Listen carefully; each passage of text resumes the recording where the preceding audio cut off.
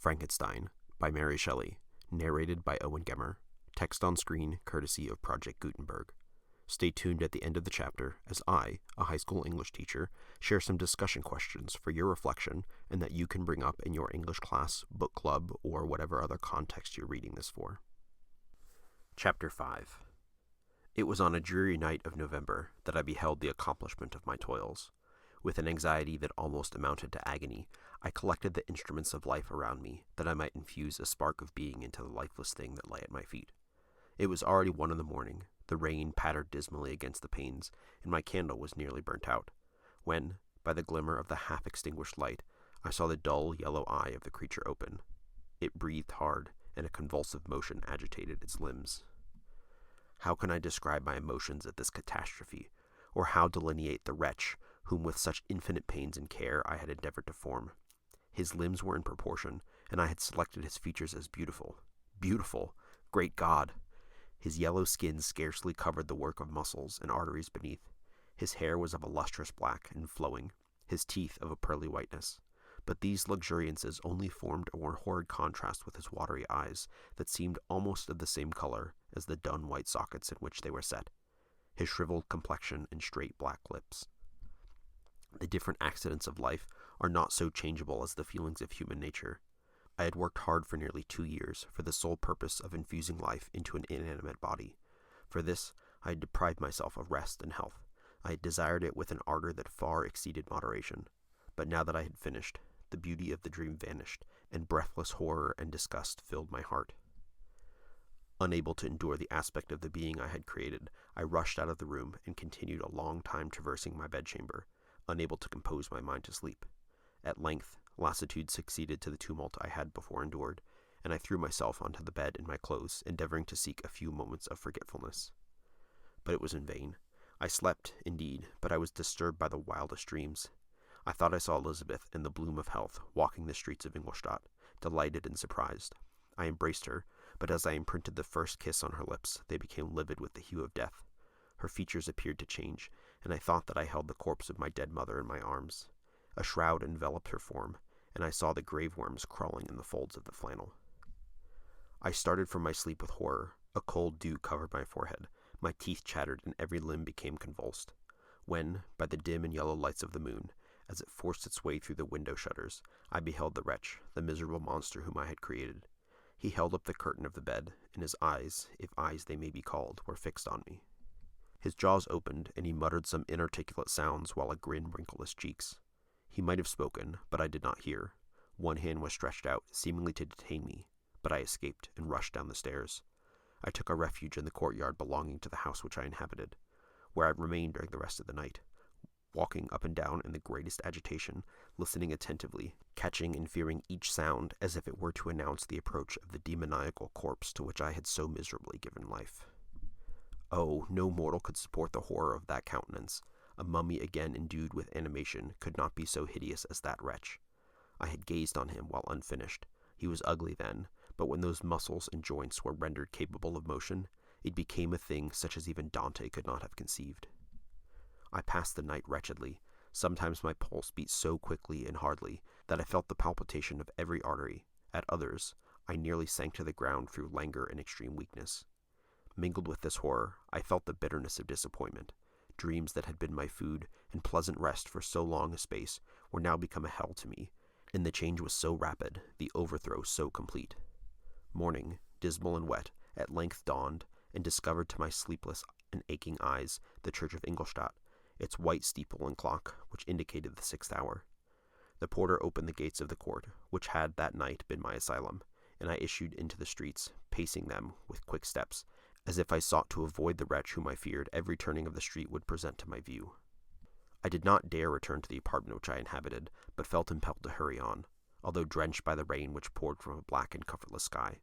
I continued walking in this manner for some time, endeavoring, by bodily exercise, to ease the load that weighed upon my mind. I traversed the streets without any clear conception of where I was or what I was doing. My heart palpitated in the sickness of fear, and I hurried on with irregular steps, not daring to look about me. Like one who on a lonely road doth walk in fear and dread, and having once turned round walks on, and turns no more his head, because he knows a frightful fiend doth close behind him tread. Continuing thus, I came at length opposite to the inn at which the various diligences and carriages usually stopped. Here I paused, I knew not why, but I remained some minutes with my eyes fixed on a coach that was coming towards me from the other end of the street. As it drew nearer, I observed that it was the Swiss diligence.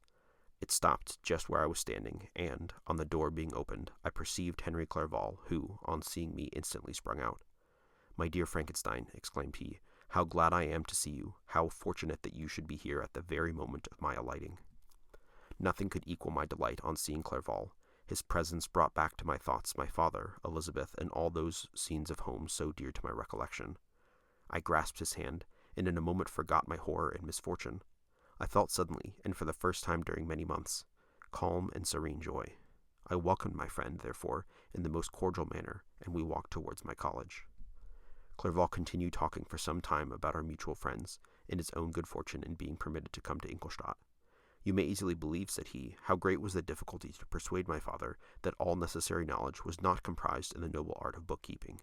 And indeed, I believe I left him incredulous to the last, for his constant answer to my unwearied entreaties was the same as that of the Dutch schoolmaster and the vicar of Wakefield. I have 10,000 florins a year without Greek. I eat heartily without Greek. But his affection for me at length overcame his dislike of learning, and he has permitted me to undertake a voyage of discovery to the land of knowledge. It gives me the greatest delight to see you. But tell me how you left my father, brothers, and Elizabeth." "Very well, and very happy, only a little uneasy that they hear from you so seldom. By the way, I mean to lecture you a little upon their account myself. But, my dear Frankenstein," continued he, stopping short, and gazing full in my face, "I did not before remark how very ill you appear, so thin and pale. You look as if you've been watching for several nights." "You had guessed right. I have lately been so deeply engaged in one occupation that I have not allowed myself sufficient rest, as you see. But I sincerely hope, that all these employments are now at an end, and that I am at length free." I trembled excessively. I could not endure to think of, and far less allude to, the occurrences of the preceding night. I walked with a quick pace, and we soon arrived at my college. I then reflected, and the thought made me shiver, that the creature whom I had left in my apartment might still be there, alive and walking about. I dreaded to behold this monster, but I feared still more that Henry should see him. Entreating him, therefore, to remain a few minutes at the bottom of the stairs, I darted up towards my own room. My hand was already on the lock of the door before I recollected myself. I then paused, and a cold shivering came over me.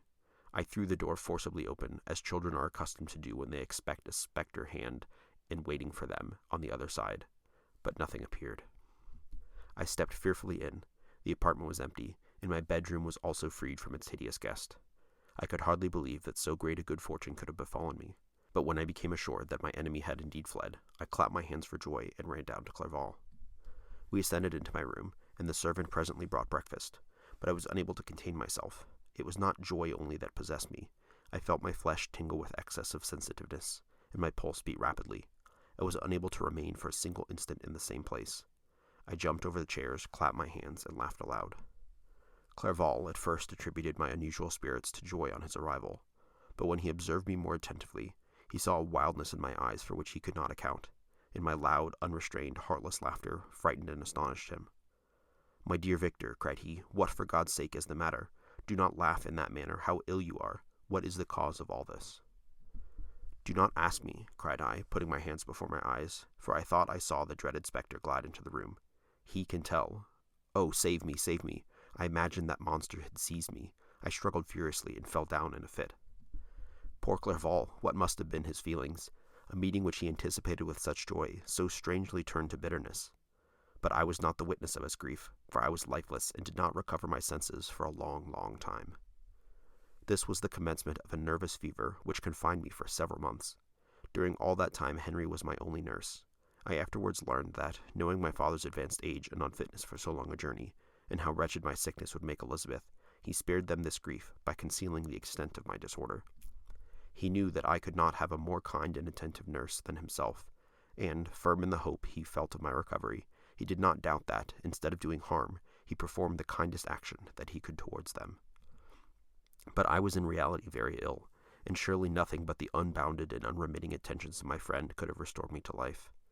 The form of the monster on whom I had bestowed existence was for ever before my eyes, and I raved incessantly concerning him. Doubtless, my words surprised Henry.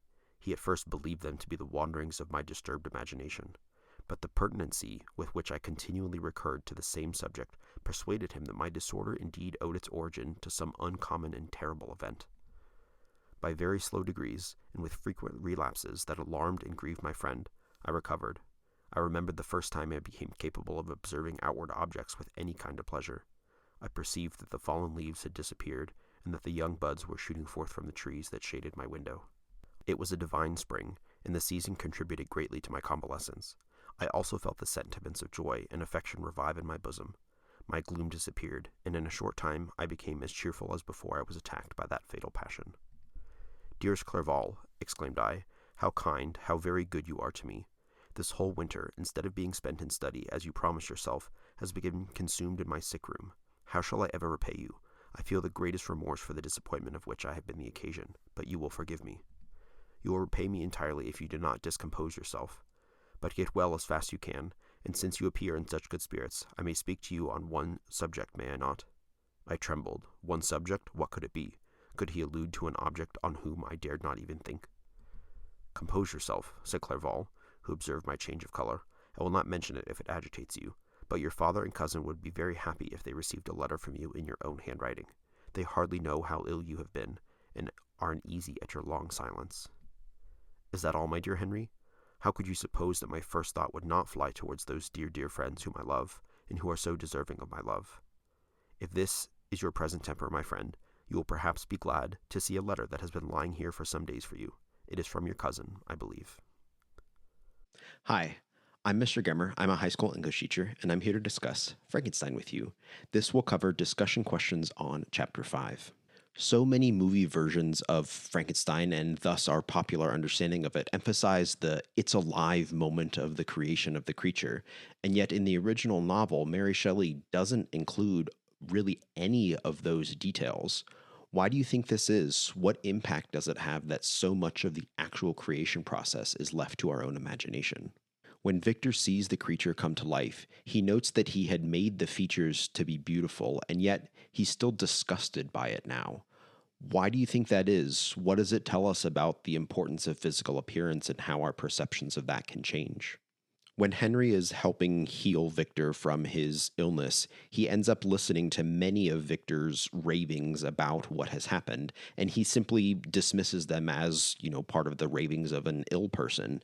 Is he right to do that? Is that the compassionate thing to do, or should Henry have pried more? What do you think you would have done if you were in Henry's shoes? That'll do it for discussion questions on Chapter 5. If you're reading ahead to Chapter 6, pay particular attention to what else besides Henry is able to help lift Victor's spirits and restore his health as he continues to recover from everything that has happened to him. I'll have an audiobook ready of Chapter 6. Tune back in, and I'll be here with discussion questions to follow.